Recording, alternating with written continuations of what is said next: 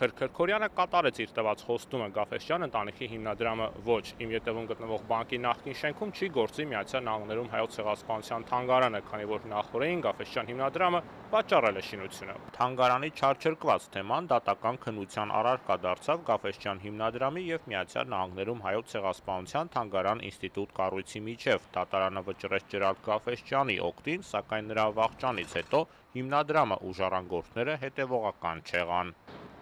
Երբ որ լսեցինք այս լուրը, իսկապես շատ ուրախ չեղանք, որովհետև այդ համոզումը ունեինք, որ բարոն Գաֆէսճեանը ինքը արդեն թանգարանը պիտի փանա։ Ես եւ հավանաբար աշխարհի բոլոր հայությունը նույն գործիքին ենք, որ մեծ արիթմը, բացառիկ արիթմը գործրեցինք։ Գուցե ոչ այս շենքում, որ Սպիտակ տանից 2 խաչմերուկի վրա էր, բայց ուրիշ տեղ թանգարանի 1.5 տասնամյակի նախագիծը իրականություն դառնա, ցուցադրության կազմակերպման ու նմուշների հետ կապված զգալի աշխատանք էր տարվել, ինչի հիման վրա բացվել էր վիրտուալ թանգարանը, ու թեև հույսը մնում է, բայց շենքում թանգարան ունենալու իրական հնարավորություն այս պահին չկա։ Կմաղթենք, որ ուրիշ արիթմը կունենանք, որ այս մայրաքաղաքի մեջ այդպիսի թանգարանը փանալ, որովհետեւ հիշենք մեր նահատակները։ Փողը չկա, շենքը չկա,